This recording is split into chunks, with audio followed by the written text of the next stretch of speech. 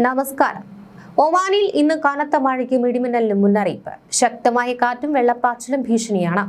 ഒമാനിൽ ഇന്ന് വ്യാപകമായി കനത്തതും ഇടിയോട് കൂടിയതുമായ മഴയ്ക്കുള്ള മുന്നറിയിപ്പ് പുറപ്പെടുവിച്ചിരിക്കുകയാണ് സിവിൽ ഏവിയേഷൻ അതോറിറ്റി.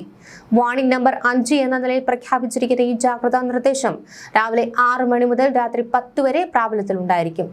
രാജ്യത്തിന്റെ വിവിധ ഭാഗങ്ങളിൽ ശക്തമായ മഴയ്ക്കൊപ്പം ഇടിമിന്നൽ, കനത്ത കാറ്റ്, ആലിപ്പഴ മഴ എന്നിവയ്ക്കും സാധ്യതയുണ്ട് എന്നാണ് മുന്നറിയിപ്പ്. ചില പ്രദേശങ്ങളിൽ മണിക്കൂറിൽ 37 മുതൽ 93 കിലോമീറ്റർ വരെ വേഗതയിലുള്ള കാറ്റ് വീശാനിടയുണ്ടെന്നും ഇതുമൂലം പൊടിക്കാറ്റും കാഴ്ചക്കുറവും ഉണ്ടാകുവാൻ സാധ്യതയുണ്ടെന്നും അധികൃതർ അറിയിച്ചു.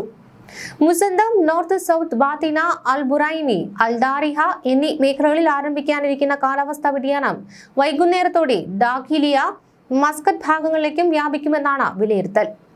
പിന്നീട് south Batinah, north south Sharqiyah, Al Wusta മേഖലകളിലേക്കും സ്വാധീനമെത്തും. കനത്ത മഴയെ തുടർന്ന് താഴ്വരകളിൽ വെള്ളപ്പാച്ചിലും താഴ്ന്ന പ്രദേശങ്ങളിൽ വെള്ളക്കെട്ടും രൂപപ്പെടുവാൻ സാധ്യതയുണ്ട്. ഇത് വാഹന യാത്രക്കാരും പ്രദേശവാസികളും നേരിടേണ്ടി വരുന്ന പ്രധാന അപകട സാധ്യതകളിൽ ഒന്നായി വിലയിരുത്തപ്പെടുന്നു.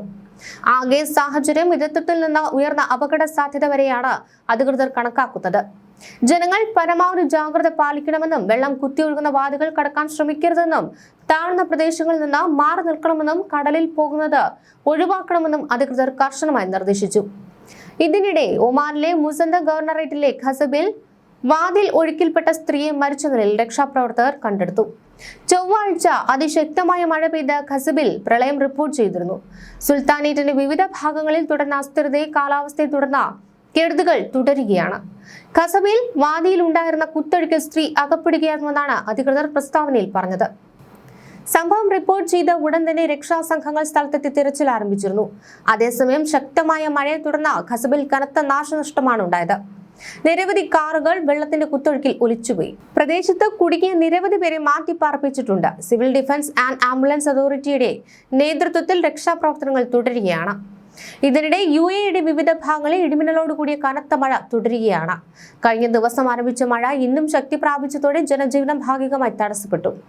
വരും ദിവസങ്ങളിലും മഴ തുടരുമെന്ന ദേശീയ കാലാവസ്ഥാ നിരീക്ഷണ കേന്ദ്രത്തിന്റെ മുന്നറിയിപ്പിനെ തുടർന്ന് രാജ്യം അതീവ ജാഗ്രതയിലാണ്. മഴ നനഞ്ഞ ദുബായ് നഗരത്തിന്റെ ദൃശ്യങ്ങൾ ദുബായ് കിരീടാവകാശി Sheikh Hamdan bin Rashid Al Maktoum തന്റെ ഇൻസ്റ്റാഗ്രാം ഫോളോവേഴ്സിനായി പങ്കുവച്ചു.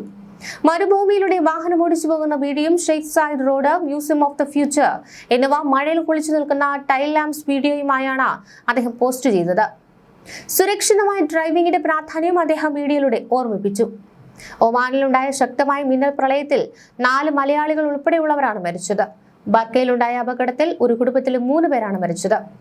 ഒമാനിലെ തെക്കൻ ബാത്തിന ഗവർണറേറ്റിലെ ബർക്കയിലുണ്ടായ ശക്തമായ മലവെള്ളപ്പാച്ചിലാണ് തൃത്താല സ്വദേശി റംലത്തും കുടുംബവും സഞ്ചരിച്ചിരുന്ന വാഹനം ഒഴുക്കിൽപ്പെട്ടത്. റംലത്തിന്റെ മകൻ യൂസഫ്, യൂസഫിന്റെ സുഹൃത്തിന്റെ ഭാര്യ ഷംല എന്നിവരും മറ്റൊരു അപകടത്തിൽ കൊല്ലം പെരിനാട് സ്വദേശി മഹേഷ് കുമാറിനും മരണം സംഭവിച്ചിരുന്നു.